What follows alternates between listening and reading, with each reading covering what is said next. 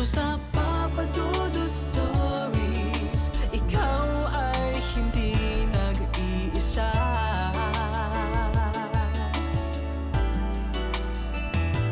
Dito sa Papa Dudut Stories, may nagmamahal sa'yo. Papa Dudut Stories, Papa Dudut Stories. Dear Papa Dudut, sa lahat po ng mga nakatutok ngayon, huwag kalimutan na mag-like, mag-share at mag-subscribe.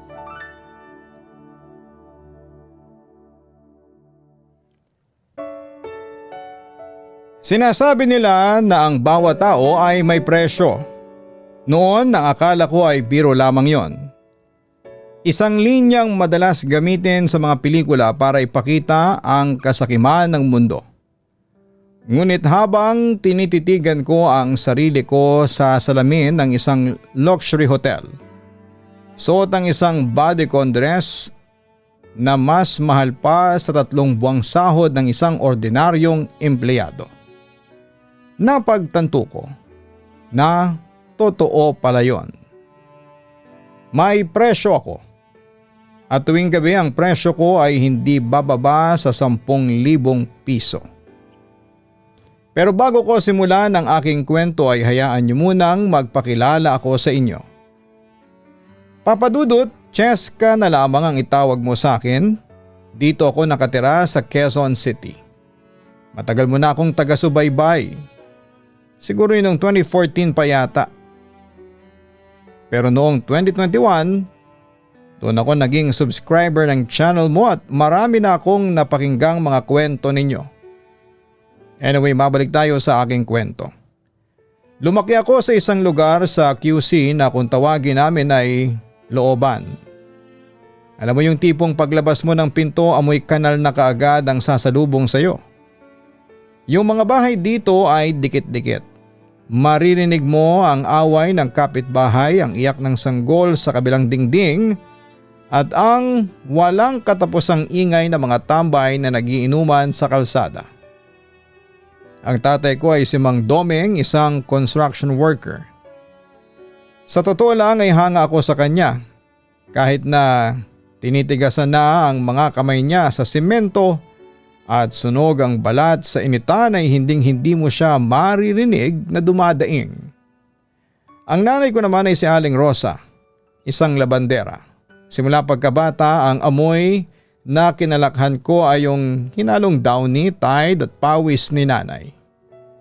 Noong high school ako ay kontento na ako sa tig-10 pisong fishball pagkatapos ng klase. Yung sapatos ko ay isa lang, isang black shoes na ginagamit ko rin kapag may okasyon. Minsan kapag butas na ang swelas ay nilalagyan ko lamang ng karton sa loob para hindi sumakit ang paa ko sa kalsada. Okay lang naman sa akin noon. Kasi akala ko ay normal lamang yon. Akala ko lahat kami ay ganon ang buhay. Pero nagbago ang lahat noong nag-college ako. Doon ko nakilala ang mga taong tila galing sa ibang planeta. Yung mga kaklase kong naka-iPhone, yung mga laging may Starbucks na bitbit tuwing umaga. At yung mga babaeng amoy mamahaling mall kahit galing sa siksikang klase. Doon ko rin nakuha ang una kong smartphone. Isang second hand na binili ni tatay mula sa bonus niya sa construction. Doon nagsimula ang lason Papa Dudut. Binuksan ko ang Instagram, binuksan ko ang TikTok at bigla ang kinalakhan kong looban ay naging parang kulungan. Bakit yung mga ka-age ko nasa Boracay? Bakit sila may haul na mga damit mula sa mga luxury brands linggo-linggo? Samantalang ako ay kailangang magbilang ng barya para lamang may pamasahing pauwi. Francesca, ayusin mo ang pag-aaral mo. 1 taon na lang ay graduate ka na. Sabi ni nanay habang nagsasampay ng mga labada niya sa tapat ng bahay namin. Tumingin ako sa kanya, naawa ako. Pero mas nangibabaw ang inis. 1 taon pa? Pagkatapos maghahanap ako ng trabaho na sa sahod lamang ng 15,000 sa isang buwan? Kailan pa kami makakalis dito? Kailan ko mararanasang hindi mag-amoy kanal paglabas ng bahay? Nagsimula akong mag-post sa social media. Kinamit ko ang ganda ko. Nag-aanggel ako sa mga lugar na mukhang yayamanin. Pumupunta ako sa mga coffee shop. Bibili ng isang kape na halos kalahati na ng baon ko para lamang makapag-picture. Pero sa likod ng bawat aesthetic na post ko ay kumakalam ang sikmura ko. Hanggang sa isang gabi habang nag-scroll ako sa isang dating app dahil sa sobrang bored at inggit. Nakita ko ang profile ni Robert. 64 years old, nakasuot ng mamahaling polo shirt. May hawak na baso ng whiskey at ang background ay isang skyline ng Makati. Simple lang ang bio niya. Generous to those who know how to appreciate. Alam ko na kung anong ibig sabihin noon. Hindi ako tanga. Alam ko na shortcut ito. Nag-message ako, "Hi Tito Robert. You look lonely in your photo." Hindi lumipas ang 5 minuto ay nag-reply siya. "You're too beautiful to be talking to an old man like me. Francesca, or should I call you Cheska?" Doon na nagsimula ang lahat. Namatay si Francesca na anak ng labandera at construction worker. At isinilang si Cheska, ang babaeng handang ipagpalit ang dignidad para sa kinang ng social media. Samantala, Papa Dudut, ang unang pagkikita namin ni Tito Robert ay hindi sa isang madilim na iskinita o sa isang kahina-hinalang motel. Noong gabing yon ay halos 1 oras akong nag-ayos. Ginamit ko ang pinakamagandang dress ko, yung hiram ko lang sa pinsan ko. At inayos ko ang buhok ko para magmukhang classy. Kabadong-kabado ako habang naglalakad ako papasok sa restaurant. Ramdam ko ang tingin ng mga tao at pakiramdam ko ay nakasulat sa noo ko na anak ako ng labandera at nandito lamang ako para mang-scam ng matanda. Pero pag upo ko sa tapat niya ay biglang gumaan ang pakiramdam ko. "You look even better in person, Cheska." Nakangiting bungad niya. Malinis siyang tingnan, amoy mamahaling sabon at ang boses niya ay kalmado. Yung boses ng taong hindi problema ang pera. Hindi kami nag-usap tungkol sa seryosong bagay. Nagkwento lamang siya tungkol sa negosyo niya sa mga bansang napuntahan niya at kung gaano siya kapagod sa ingay ng buhay niya. Ako naman ay tawa lang ng tawa. Kunwari interesado ako sa stocks at real estate. Pero sa totoo lang ay tinitingnan ko ang suot niyang Rolex. Isang relo lang niya ay baka tumbas na ng bahay namin sa looban. Pagkatapos ng dinner, dinala niya ako sa parking lot. Sumakay kami sa isang kulay itim na Mercedes-Benz. Ibang-iba ang amoy ng loob ng kotse niya sa amoy ng jeep na sinasakyan ko sa araw-araw. Dito malamig at tahimik. "Cheska, I like you. You're young, you're fresh, and you don't give me headaches." Sabi niya habang nakahawak sa manibela. Kinuha niya ang phone niya. "What's your GCash number?" Hindi pa man kami nakakalayo ay tumunog ang phone ko. "You receive 5,000 pesos of GCash from Robert S." Nanlaki ang mata ko. 5,000 isang dinner lang yon. Wala pa kaming ginagawang milagro. 5,000 na kaagad. Gaano kahirap kitain yun ni tatay sa construction? 1 linggo niyang pagbibilad sa araw yon. Pero sa akin ay 1 oras lang na pakikipag-usap sa steakhouse. "That's just for your time tonight," dagdag niya. "If you want to see me again, let's say in a more private place, I can give you double or even triple. No strings attached. No drama. Just us." Doon na pumasok ang demonyo sa isip ko. Naisip ko ang siksikang jeep ang amoy ng kanal sa tapat ng bahay namin at ang butas-butas na bubong namin tuwing uulan. Isang gabi lang sa hotel, 15,000. Isang buwang sahod na yon ng manager sa mall.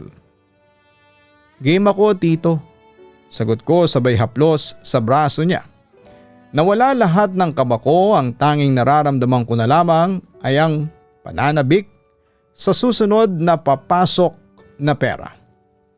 Simula noon ay naging regular ang pagkikita namin tuwing Martes at Huwebes. Group project ang paalam ko kay nanay at kay Mark. Pupunta ako sa Makati, papasok sa hotel, gagawin ang trabaho ko at uuwi na may dalang libu-libong piso sa account ko. Naging madali ang lahat. Masyadong madali at nakabili ako ng bagong iPhone, nakapag-shopping sa mall na hindi tumitingin sa price tag at nakakapag-abot na ako kay nanay ng panggastos sa bahay. Cheska, saan galing ang perang ito? Ang laki naman yata ng kinikita mo sa online selling. Tanong ni nanay isang gabi habang nagbibilang ng pera. Sikat po kasi yung mga pampaputi na tinitinda ko. Nay, maraming bumibili. Pagsisinungaling ko. Hindi na nagtanong si nanay at masyado siyang nabulag sa ginhawang dala ng pera ko. At ako naman ay masyado kong nabulag sa kinang ng buhay Makati. Hindi ko na napapansin na dahan-dahan ko na palang binubutas ang sarili kong bangka. Akala ko ay hawak ko ang mundo. Akala ko ako ang pinakamatalino sa aming lahat. Pero ang totoo ay nagsimula pa lang ang tunay na laro ni Tito Robert at ako ang unang talo sa sugal na ito. Lumipas ang 2 gabi, biglang nag-vibrate ang cellphone ko habang nasa jeep ako pauwi galing sa school. Galing kay Tito Robert. Luxury Hotel Makati, room 1402. I'm tired, I need you, standard rate plus bonus. Pagkakita ko sa word na bonus ay parang kuminang kaagad ang mga mata ko. Saktong-sakto. May nakita kasi akong sapatos sa mall noong isang araw. Yung limited edition na sneakers na laging pinopost ng mga influencer na fina-follow ko. Kulang pa ang ipon ko pero sa isang gabi lang na ito alam kong makukuha ko na yon. Dali-dali akong bumaba ng jeep at nag-book ng sasakyan. Hindi na ako umuwi ng bahay para magbihis. Laging may baon akong emergency kit sa bag ko. Isang hapit na dress. Isang maliit na bote ng mamahaling pabango at yung Killer Heels ko na binili ko rin gamit ang pera niya. Nag-text ako kay Mark, ang boyfriend ko ng time na yon. Magtatatlong linggo pa lamang kami noon simula noong sagutin ko siya. Kaya marami pa kaming hindi alam sa isa't isa. Basta ang alam ko lang ay may kaya din si Mark pero mahigpit siya sa kanyang pera kaya medyo sinumpong ako ng hiya na humingi ng pera sa kanya. Love, sorry, di muna ako makakatawag mamaya. Sobrang daming kailangang tapusin na group project para sa thesis. Baka madaling araw na ako makauwi. I love you. Sabi ko sa pinadala kong mensahe sa kanya. Nag-reply si Mark kaagad. Grabe naman yung mga groupmates mo. Lagi ka na lang pinapagod. Sige na love, galingan mo ha. Proud ako sa iyo kasi masipag ka. Kain ka dyan, I love you more. Napapikit ako ng mariin pagkabasa ko noon. Sorry Mark, bulong ko sa sarili ko. Saglit lang nakirot sa puso tapos ay binura ko na kaagad. Kailangan kong mag-focus, pera na ito. Pagdating ko sa hotel, diretso ako sa banyo ng lobby para mag-retouch. Nilagyan ko ng dark red na lipstick ang labi ko. Yung tipong magmumuka akong matanda at sophisticada. Pagpasok ko sa elevator pa 14th floor ay tinitigan ko ang sarili ko sa salamin. Ang ganda ko. Ang bango ko. Mukha akong mayaman, mukha akong hindi galing sa looban. Bumukas ang pinto ng room 1402. Sinalubong ako ng amoy ng mamahaling alak at sigarilyo. Nakita ko si Tito Robert na nakaupo sa may sofa nakatungga ng whiskey. Pero may kakaiba sa kanya. Ang putla niya. Yung dating malakas niyang aura ay parang upos na kandila na sa ngayon. Tito, mukhang pagod na pagod tayo ngayon ah. Sabi ko sabay lapit sa kanya. Niyakap ko siya mula sa likod at hinaplos ang balikat niya. Masyadong mainit sa board meeting kanina. Cheska, ang daming problemang lumalabas. Buti na lang nandito ka na, sagot niya. Mabigat ang boses niya parang may nakabara sa lalamunan. Nagsimula na kaming magkwentuhan o mas tamang sabihin na nakikinig lamang ako habang naglalabas siya ng stress. Ito ang trabaho ko, taga-pakinig, taga-masahe, taga-aliw. Pero habang tumatagal ang gabi ay napapansin ko na parang hindi siya mapakali. Panay ang hawak niya sa kaliwang braso niya. Okay ka lang ba talaga, Tito? Gusto mo ipagtimpla kita ng tsaa? Tanong ko. No, I'm fine. Just stay here, sabi niya. Pumunta kami sa kama pero habang nasa gitna kami ng ginagawa namin ay bigla siyang tumigil. Huminto siya na parang estatwa. Ang mga mata niya nanlaki na parang may nakitang kung ano sa kisame. Teka Cheska, pautal-utal niyang sabi. Ang bilis ng pangyayari. Bigla siyang humawak sa dibdib niya. Yung mahigpit na parang may gustong bunutin sa loob. Ang mukha niya na kanina lamang ay putla ay biglang naging violet ang labi. Tito Robert, ano nangyayari? Sigaw ko. Humingal siya ng malakas, yung tunog na parang nalulunod kahit na wala namang tubig. Ang sakit. Hindi ako makahinga. Bago pa ako makasagot ay tuluyan nang nawala ng lakas ang mga braso niya. Bumagsak ang buong bigat ng katawan niya sa ibabaw ko. Ramdam ko ang huling bugso ng hininga niya sa leeg ko. Bago siya tuluyang nanigas at tumumba sa gilid ng kama. Tito, gising hoy! Yinugyug ko pa siya ng yinugyug at sinampal ko ang pisngi niya pero malamig na ang balat niya. Tito Robert, huwag kang magbiro, hindi nakakatawa to. Katahimikan, yung nakakabinging katahimikan ng hotel room na kanina lamang ay puno ng hininga namin. Tumayo ako, nanginginig ang buong katawan, tinignan ko ang paligid. Ang mamahaling wine, ang mga damit kong nakakalat sa sahig, ang iPhone na kabibili ko lamang. Biglang nawala ng kulay ang lahat.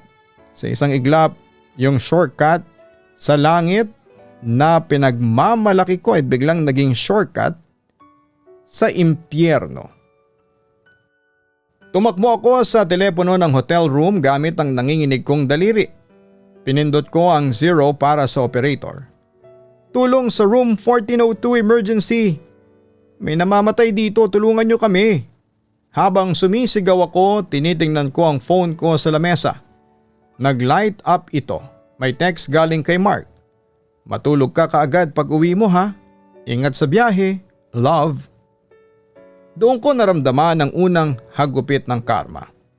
Nakatayo ako sa harapan ng isang taong posibleng mamamatay. Hubad ang dignidad at punong-puno ng kasinungalingan. At ito pa lang ang simula ng pagguho ng mundo ko. Samantala sa loob ng ilang minuto habang hinihintay ko ang security at ang ambulance na rumisponde, nakatayo lamang ako sa gilid ng kama. Literal na nanginginig ang buong pagkatao ko. Hindi ko alam kung magbibihis ba ako, kung kukunin ko ba ang bag ko o tatakbo palabas, o kung hihintayin ko ba sila, pero sa bigat ng paa ko ay parang nakasemento sa sahig ng room 1402. Tinitigan ko si Tito Robert, nakahiga siya doon, dilat ang mga mata pero wala ng buhay ang tingin. Tito, please gumising ka. Bulong ko pero sarili ko lang ang niloloko ko. Maya-maya ay narinig ko na ang malalakas na katok sa pintuan. Security! Open the door! Nataranta ko. Mabilis kong sinuot ng dress ko kahit baliktad pa yata ang pagkakasuot ko sa sobrang kaba. Pagbukas ko ng pinto ay pumasok ang tatlong lalaking naka-uniforme, may dalang first aid kit at radyo. Nakita ko ang gulat sa mga mata nila nang makita ang sitwasyon. Ano nangyari, miss? Tanong ng isa habang chinecheck ang pulso ni Tito Robert. Hindi ko po alam. Bigla na lang siyang humawak sa dibdib niya tapos bumagsak na siya. Sagot ko. Ang boses ko ay parang galing sa ilalim ng lupa, puro gasgas at nanginginig. Tumawag na kayo ng ambulance, bilisan ninyo. Sigaw ng isang gwardya sa radyo niya. Dinala kami sa pinakamalapit na ospital. Sa loob ng ambulansya, hindi ako makatingin sa mga paramedic na pilit na nire-revive si Tito Robert.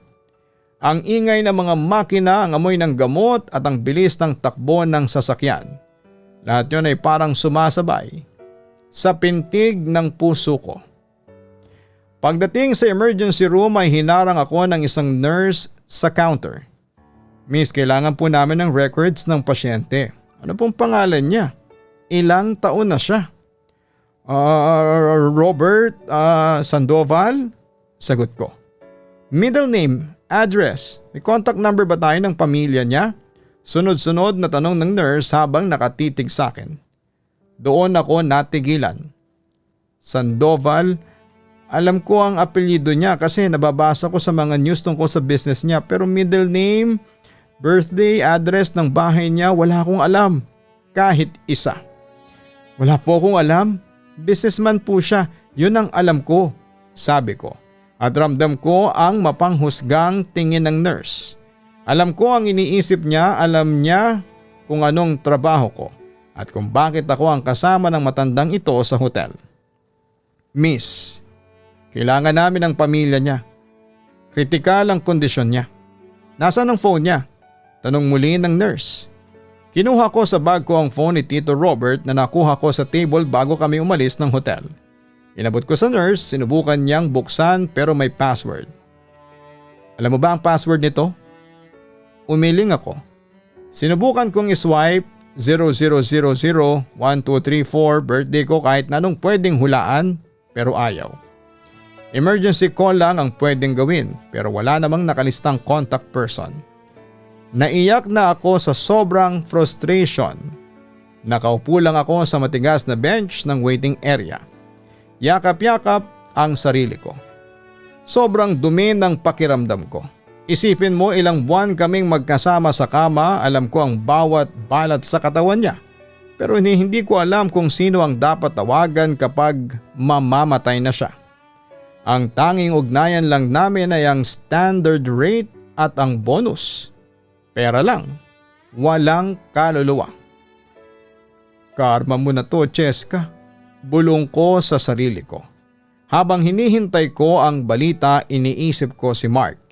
Iniisip ko si nanay at tatay. Paano kung malaman nila? Paano kung lumabas ito sa balita? Ang shortcut na akala ko ay mag-aangat sa akin sa hirap, heto na. Dinala ako sa isang sitwasyong hindi ko alam kung paano lulusutan. Wala akong hawak na kahit na anong impormasyon. Wala akong kakampi at ang katotohanan kanina ko pang pilit na tinatakasan.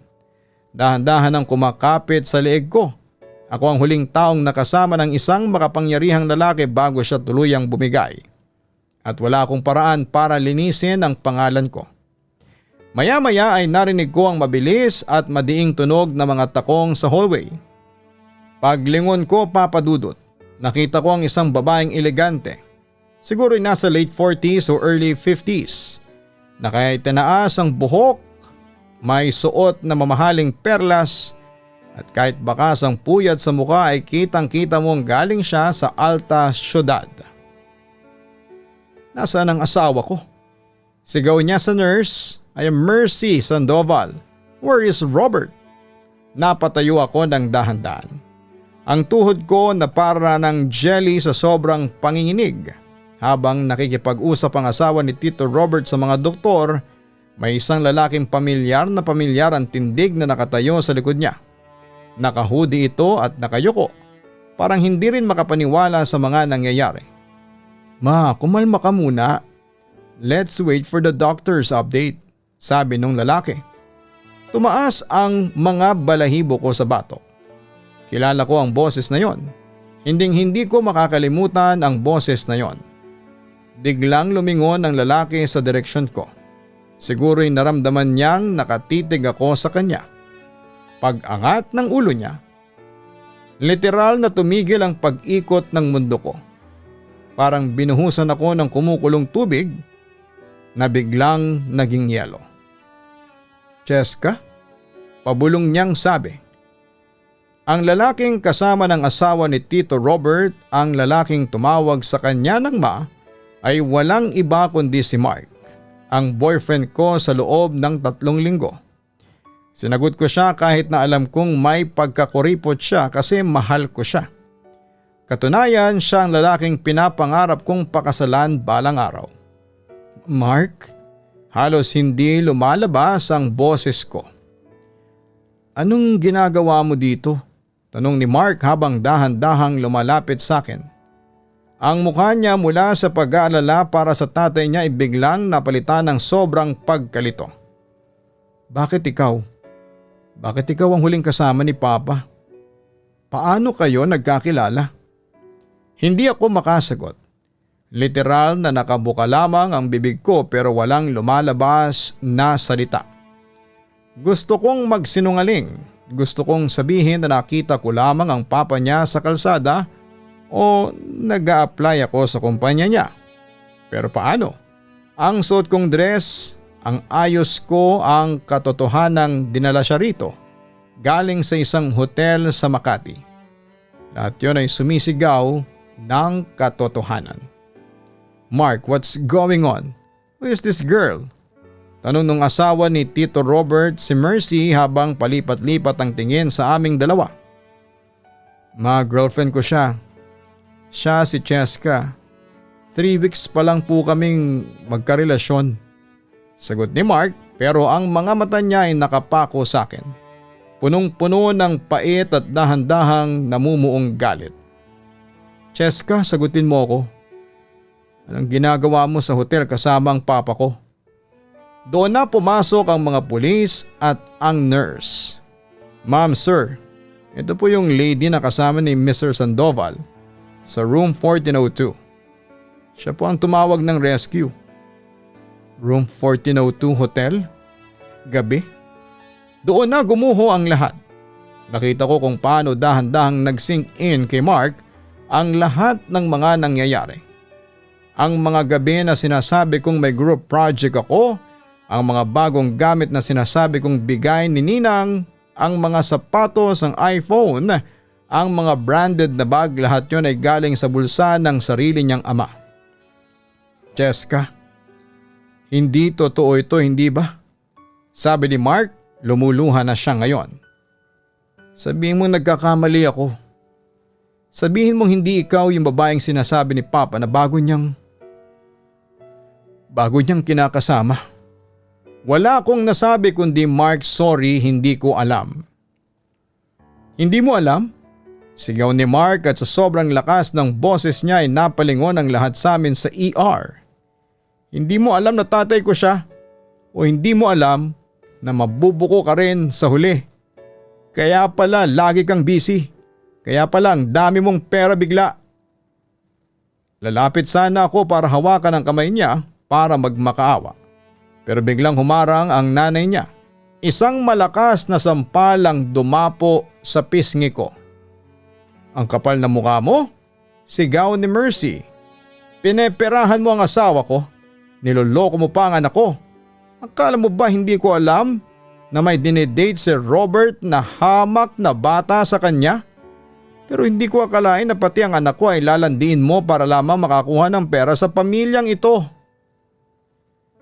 Doon ako napaupo sa sahig. Umiiyak, nanginginig at hiyang-hiya. Lahat ng kinang ng social media, lahat ng branded na gamit na pinaghirapan kong makuha sa pamamagitan ng pagbebenta ng sarili ko ay wala na. Naglaho lahat. Sa harapan ng boyfriend ko at ng nanay niya, ako ang Francesca na tagalooban. Isang batang galing sa squatter na nabulag sa pera. At ngayon ay literal na walang-wala na. Ang pangarap kong buhay gumuho kasabay ng unti-unting paghina ng puso ni Tito Robert sa loob ng ER. At ang pinakamasakit, hindi ko lang nawala ang sugar daddy ko. Nawala ko rin ang tanging lalaking totoong nagmamahal sa akin. Samantala habang nakasandal ako sa malamig na pader ng hallway, hindi ko maramdaman ang pisngi ko na sinampal ng nanay ni Mark. manhid na ako. Ang mas masakit ay yung tingin ni Mark sa akin. Yung tingin na puno ng pandidiri, galit at panghihinayang. Parang bawat segundo na lumilipas ay unti-unting binubura sa isipan niya ang lahat ng magagandang ala-ala naming dalawa. "Mark, please, makinig ka," pabulong kong sabi habang humihikbi. "Hindi ko alam na tatay mo siya. Kala ko businessman lang siya na..." "Na ano, Cheska? Na businessman na pwedeng gatasan?" Putol ni Mark sa akin. Ang boses niya ay hindi na pasigaw pero mas masakit kasi malamig na ito. "Businessman na pwedeng bayaran ang dignidad mo? Alam mo ba kung gaano ako nagpapakapagod magtrabaho para lamang malibre kita sa mga dates natin? Nag-overtime ako sa call center para lamang mabilhan ka ng regalo sa anniversary natin. Yun pala, ang kakompetensya ko ay ang sarili kong ama." Napayuko ako. Wala akong maisagot. Paano ko sasabihin sa kanya na ang sapatos na suot ko ngayon ay galing sa allowance na ibinigay ng tatay niya noong nakaraang linggo? Paano ko sasabihin na ang bag na regalo niya sa akin ay itinago ko sa baul kasi mas gusto kong gamitin ang LV na bigay ni Robert? Biglang bumukas ang pinto ng emergency room, lumabas ang doktor na kayuko at dahan-dahang tinanggal ang kanyang mask. Sa sandaling yon, alam ko na, hindi na kailangang magsalita pa ng doktor. "I'm sorry, we did everything we could. Mr. Sandoval passed away at 3:42 a.m. Cardiac arrest." Maikling pahayag ng doktor. Umagulhol si Mercy, napaupo siya sa bench at niyakap siya ni Mark. Doon sa gitna ng pagdadalamhati nila ay nakatayo ako. Ang ekstra sa buhay nila. Ang babaeng naging mitya sa huling gabi ng kanilang haligi ng tahanan. "Layas," mahinang sabi ni Mark habang nakatingin sa tatay niya sa loob ng salamin ng ER. "Layas na, Cheska. Huwag ka na magpapakita sa akin. Huwag mo na rin subukang kontakin ako." "Mark, sabi ng layas eh," sigaw niya uli. Pero ang boses niya ay basag na basag. "Nakuha mo na ang gusto mo, hindi ba? May pera ka na. May mga gamit ka na. Yun naman ang mahalaga sa iyo, hindi ba? Sige na, lumayas ka na rito bago pa ako makagawa ng bagay na pagsisihan ko." Dahan-dahan akong tumalikod, naglakad ako palabas ng ospital habang bitbit ang bag kong mamahalin. Pero pakiramdam ko ay wala itong laman. Paglabas ko sa gate ay sumalubong sa akin ang malamig na hangin ng madaling araw. Wala na ang kumikinang na mga pangarap ko. Sumakay ako ng unang jeep na dumaan, hindi grab, hindi taxi, jeep. Bumalik ako sa looban na amoy kanal at siksikan. Pagdating ko sa bahay, nakita ko si tatay na nagkakape, handa nang pumasok sa construction. Nakita ko ang mga kamay niyang puno ng kalyo. "O Francesca, ang aga-aga mo yata. Akala ko ba sa school ka natulog para sa project ninyo?" tanong ni tatay. Hindi ako nakasagot, pumasok ako sa kwarto namin at doon ay humagulhol ng tahimik. Kinuha ko ang iPhone ko, ang simbolo ng pagbebenta ng kaluluwa. Tiningnan ko ang bank account ko. May pera pa doon, maraming pera. Pero para saan pa? Hindi nito kayang ibalik si Mark. Hindi nito kayang linisin ang pangalan ko. At higit sa lahat ay hindi nito kayang alisin ang dumi na nararamdaman ko sa tuwing titingin ako sa salamin. Sinubukan kong i-delete sa mga social media accounts ko ang mga pictures. Ang mga pictures sa Boracay, ang mga outfit of the day ko, lahat yon ay peke. Isang malaking kasinungalingan na binuo ko para lamang mapatunayan sa mundo na success ako. Naisip ko, eto pala ang tunay na kabayaran. Hindi lang ang pagkawala ng pera kundi ang pagkawala ng respeto sa sarili at pagkawala ng mga taong totoong nagpapahalaga sa iyo. Ang shortcut na akala ko ay magliligtas sa pamilya ko. Yun pala ang wawasak sa amin. Sa ngayon, Papa Dudut, tuwing dadaan ako sa Makati at makakakita ng mga luxury hotels, Hindi na kinang ang nakikita ko. Ang nakikita ko ay isang bangin. Isang matarik na bangin na akala ko ay hagdan patungo sa langit, pero sa huli, dinala lamang ako sa isang lugar na puno ng pagsisisi. Ako ulit si Francesca. Wala na yung Cheskang social climber at mahilig sa shortcut at easy money. At kasama ng paglibing kay Tito Robert, nilibing ko na rin ang ambisyon kong makakuha ng lahat ng gusto ko sa mabilis na paraan. Dahil ang perang mabilis makuha, mabilis ding kikitil sa lahat ng bagay na tunay na mahalaga. Papadudot, hanggang dito na lamang ang kwento ko sa inyo. Sana'y makarating ito sa inyong programa. At mapiling itampok sa inyong napakagandang channel. Maraming salamat at magandang araw po sa inyong lahat. Lubos na gumagalang, Cheska. Napakinggan po natin ang kwento ni Cheska.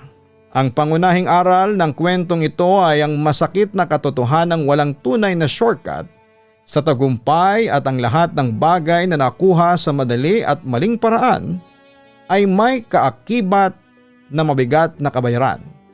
Itinuturo nito na ang labis na paghahangad sa material na bagay at ang pagpapakain sa inggit na dulot ng huwad na kinang ng social media ay maaaring mabulag ang isang tao sa mga bagay na mas mahalaga, tulad ng integridad, dangal at ang tiwala ng pamilya at mahal sa buhay. Ipinapakita sa kinahinatnan ni Cheska na ang perang galing sa panlilinlang ay panandalian po lamang. At sa huli, ang mga lihim na pilit nating tinatago upang mapanatili ang isang mapagpanggap na imahe ang siya ring wawasak sa ating kinabukasan at sa mga relasyong hindi kayang bayaran ng kahit anong halaga sa bank account.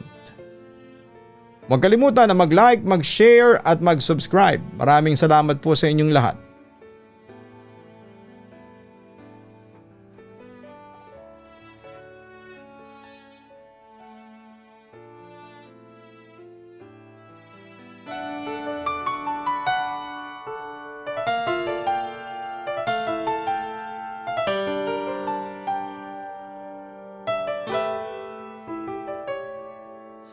Ang buhay ay mahiwaga, laging may lungkot at saya. Sa Papa Dudut Stories, laging may karamay ka.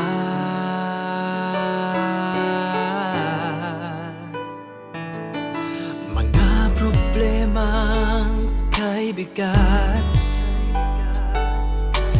dito ay pakikinggan ka. Sa Papa Dudut Stories, kami ay iyong kasama. Dito sa Papa Dudut Stories, ikaw ay hindi nag-iisa.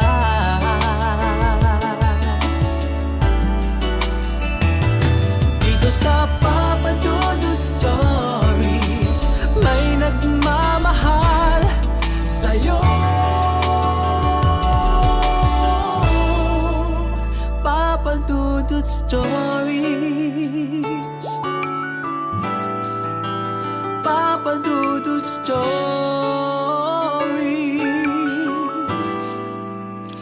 Papa Dudut Stories.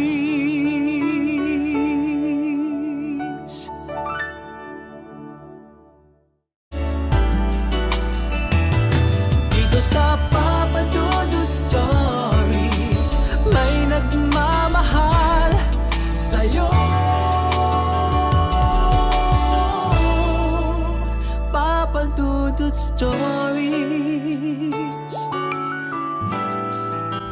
Papa Dudut Stories. Hello mga ka-online, si Papa Dudut po ito. Nag-enjoy ka ba sa ating kwento ngayong araw? Huwag kalimutan na i-share, mag-like at mag-subscribe. Maraming salamat po.